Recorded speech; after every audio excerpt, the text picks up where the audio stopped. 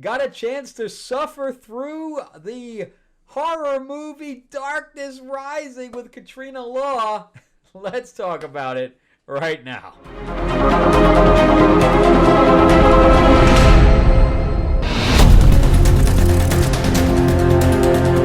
Welcome back to the channel, everyone. Thank you so much for spending time with me as we rant about movies, comic books, and television shows, as well as the occasional board game. I'm your host, Frank Zanko, an award-winning screenwriter, a novelist, and comic book writer, as well as a filmmaker. And yeah, we're going to talk about this horror movie back from 2017, because it is the season to be spooky. So we have, Halloween coming up, and I'm a fan of Katrina Law. So I figured, yeah, let's talk about this independent film. And I searched for it, ended up on Roku with it, rather than have to pay for it. And thank God I didn't pay for this movie. My God. So you're not going to need to know what my opinion is. I'm kind of giving it up front. But what I'm going to do with this episode is I'm going to tell you exactly how to not make a horror movie. So first of all, if this film costs more than $2 million, something's wrong. It takes place in one location, so they got that right. And it has one location otherwise, like in the beginning of the film.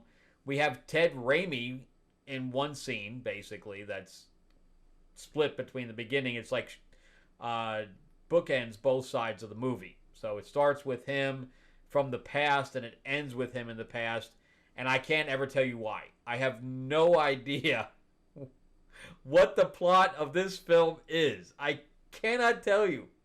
After watching the entire movie, I cannot tell you what it's about, so I cannot spoil a movie that I can't even tell you what the plot is. So this is directed by Austin Redding, and he produces and directs a lot of stuff for iHeartRadio. Needless to say, he never directed another horror movie again. I don't think he directed another feature again after this. So, and this is written by Vikram West, or Vikram Wheat, W-E-E-T. And needless to say, this is the last thing he ever wrote. This thing, like, destroyed people's careers, I guess. And I can't even describe how horrible this movie is. I can't even describe it to you. It took me, it was only like less than like 80 minutes. And I had to break it up into 3 sittings. Because I couldn't get through it. I couldn't get through it, man. I can't even really tell you what happened at the end. All I know is that it ended with Ted Raimi. I don't even remember what happened to the main characters. I don't even remember. That's how bad that. And this was only like 2 days ago. I just finished it like literally 2 days ago. Just nothing. I ended up seeing The Monkey. That definitely was more memorable than this. So it stars Tara Holt, Bryce Johnson, and Katrina Law. Okay, those are the 3 people. There's little ghosties that come up in the middle and stuff like that, but nothing major. And, it looked kind of cool with the people with the red eyes, with the black eyes. It looked like their eyes got taken out, or they had, they were possessed or whatever.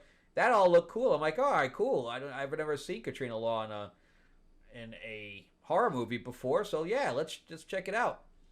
And Katrina Law, if you're not familiar with her, she's on NCIS, though I've never seen her on an episode of NCIS. I know she's done it for like 75 episodes, so she's like been on there for like 5 years already. And what I know her from is Spartacus, way back in the day, and it got to be like 10 years ago now, and the Arrow franchise. So she was, I think, was she Stella? She was an assassin for Al Ghul, and I hated the casting for Ra's al Ghul, but I liked her character quite a bit. So She was in like 20 episodes of that. And she was also in Hawaii Five-O for like 20 episodes. So she's, she's got, she's definitely a TV actress, way more than a screen actor. And she's doing quite well, so she doesn't need to change out. Tara Holt, the same thing. She's a TV actress, but as Katrina Law is more of a leading lady, or at least part of an ensemble cast, and she's continually on shows, Tara Holt is more, she jumps from show to show to show, as a supporting cast. Bryce Johnson actually played the voice of Doctor Strange way back when they did the first cartoon for Doctor Strange. Way back when, before there was an MCU. I don't know how he got that one. But he also just played Greg in Terrifier 3. So good for him. At least he's kind of staying in that. But in this film, the acting is so poor. I mean, I was shocked that the acting for Katrina Law was coming out of her mouth. I couldn't understand, because I've seen her act, and this ain't it. So the only thing I can think of is that she was being directed to overact. And I really push all of the problems of this film on the writer and the director, because the writing is so poor. I can't, if they went in there with no script, I would believe it. If they were just ad-libbing everything and they had just had a basic plot, I would believe that was the truth. Because it was so convoluted and all over the place. None of it made any sense. And the only way that happens is if you're shooting with no script. Or you're shooting a first draft and nobody even made a comment about how, convoluted and all over the place it was. So we start again with Ted Raimi in this flashback from like the 50s or something like that. And he's playing hide and seek and he loses his daughter. And I thought that actually had some tension to it. But he ends up finding her, and then she's looking at something and he looks over, and that's it. There's nothing. I don't ever know what's there. Even at the end, we don't know what's there. They never turn the camera to the POV of the people. I don't understand. So then from there we go to Tara Holt, who's with, I think, her cousin. Katrina Law is Izzy, her cousin. So we have Madison and Izzy, and then Jake. And Jake's name is said so many times, I literally told the screen to shut up. Jake, Jake, Jake, Jake, Jake. I'm like, oh my God, stop. You're killing me. It was so overacted. It was crazy. So anyway, I guess something happened to Tara's mom. That she went crazy. I don't know what happened. Like I told you, I still can't understand what the plot was. So they go to the house that I guess nobody's lived in for like 20 years, something to that effect. And there's all of their stuff is still in it. How is that even possible? It's like there's not even any dust. Not even any dust in the house, and nobody's been there for like 15, 20 years. Again, color me confused. Anyway, before we go on with this monstrosity, give me a like, give me a subscribe if you can. If you can, ring that bell, ding, ding. Share this video out there so people stay away from it. And also remember, too, that I'm a writer myself, so check out my stuff on Amazon. You can just type my name in, or there's a link in the description below. Also, you'll see my 4-novel quadrilogy sci-fi epic. So if you're a fan of Guardians of the Galaxy, Star Wars, Star Trek, you'll kind of love this. It kind of mixes everything up into it, to its own little melting pot of characters. And it's called Destiny Aurora. It was made into a board game and RPG. and a graphic novel. It's also on Audible. You'll definitely like the Audible performances better than you'll like the movie.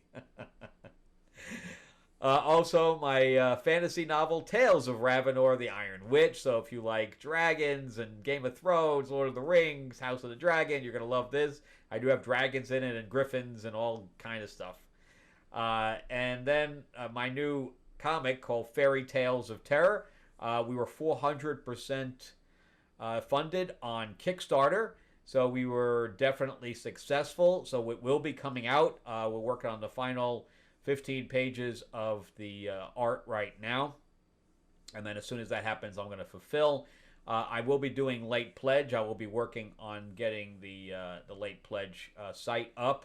So just look for that. We have Psycho Cinderella. We have Killer Captain Hook. We have them being chased around New York City by a badass Tiger Lily from Neverland. It's just lots of fun. And the artwork is phenomenal because I didn't do it. Anyway, definitely check that out. You can check it out at the link in the description below. But again, you can't do anything at this point. If you want to see the artwork. Anyway, let's jump back into the movie. And so now we have the whole reason that Katrina Law is there. So Tara Holt is trying to figure out something about her mother. I got that out of it. But I don't understand what she was looking for exactly and why it took them 20 years to get there and why there was police tape there. I didn't understand any of that either. And it definitely wasn't recent that her mother died. That's for sure. I'm still, again, the timeline is, I don't understand it. And we have Katrina Law's whole reason for being there is for her to be emotionally supportive to Tara, and at the same time, she wants one of Tara's mom's jackets. That's her big thing, is that she wants a jacket.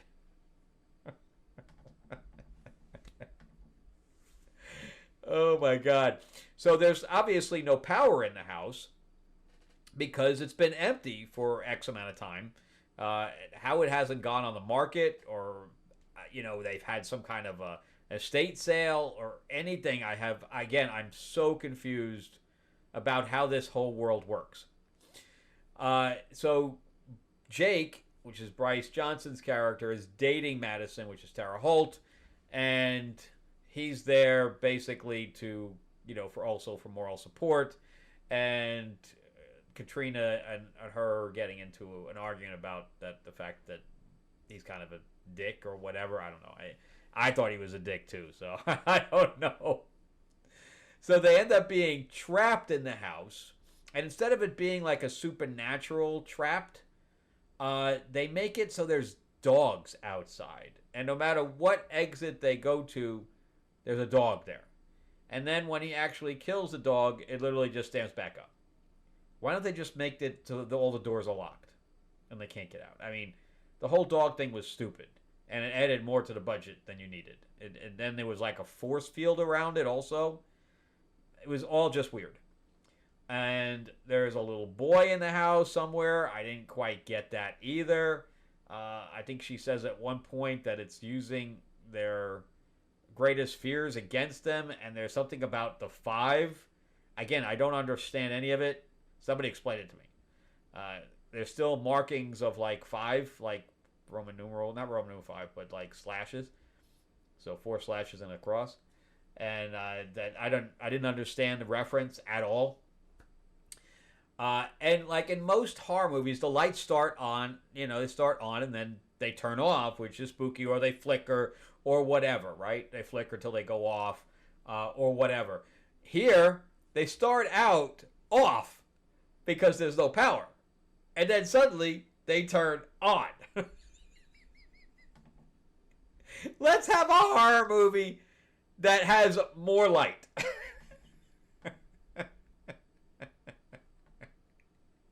I don't understand. Until they get to certain parts of the house, and then they turn the flashlights back on. If the power's on, just turn the lights on. And they're like, how is the lights on? And like Katrina Law goes, somebody must have paid the bill. What? What? I don't understand. I don't understand. And then I guess she gets possessed or something, and then she puts Clorox into her eyes or something, bleach or whatever else into her eyes. I don't know. And then one of his eyes gets gouged out, and I again, and then the little kid, they find something, and some of the effects were decent, but there's no weight to them, so I'm like, I don't know what this even means. Who is this kid? Who is this person? Who is this woman with the eyes? I have no clue. Somebody really, I'm dying to know. I am dying to know. And I watch horror movies all the time. I watch movies in general all the time. And I'm never as confused as I was here. So anyway, you want to know how not to make a horror movie. This is it. Make sure you go from the lights being on to the lights being off. You don't need dogs outside that suddenly get up. Just make the doors locked supernaturally. You don't need an experiment. You know, they do that with the Conjuring all the time. Nobody needs an explanation. The thing's supernaturally locked. That's all there is. And on top of that, make sure that your audience knows what the ghosts are there for.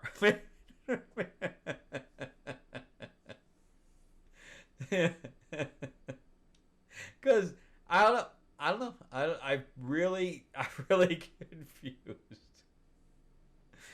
So the acting, again, everything was so over the top. You know, so he gets hurt or whatever, and she goes, Jake, Jake, Jake, Jake, Jake, Jake, and she just would not stop. She would just not stop, and I can just imagine that she was directed that way. And again, I think their dialogue, I think what the problem was the dialogue, because the dialogue was so weird that I don't know if they knew how to deliver the lines, and the director wasn't helping them.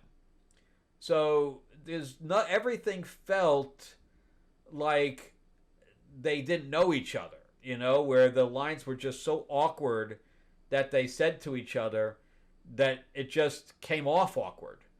And I don't know if there was any ways for the actors even to fix it. And, you know, Bryce Johnson, I think he actually came off the worst of all of them.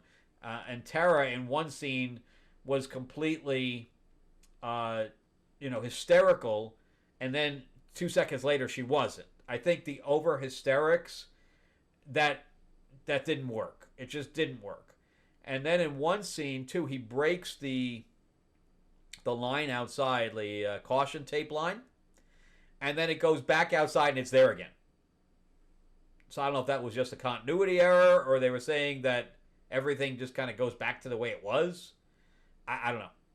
Again, I think I've talked about this piece of shit too long. Anyway, I'm going to give this a 1 out of 10, and I think I'm being overly generous. Have you seen it? Did you like it? If you know what the story's supposed to be about, please tell me. All right, give me a like, give me a thumbs up if you can. Happy pre-Halloween, but definitely there's other spooky movies to see. Definitely subscribe if you can. Share this video out there. I will be seeing Shelby Oaks on Wednesday because I'm one of the donors for that film put out by Neon. And I'm looking forward to that. I hope that it's good. I know that this is, his Stuckman's first directorial debut, so I hope it's good. And I know that some people already saw it and said it was average. So average is better than bad. Also, remember, too, to check out my stuff on Amazon and also check out Fairy Tales of Terror. Link in the description below as well. All right, have a good one, guys. Have a great week. All right, bye-bye.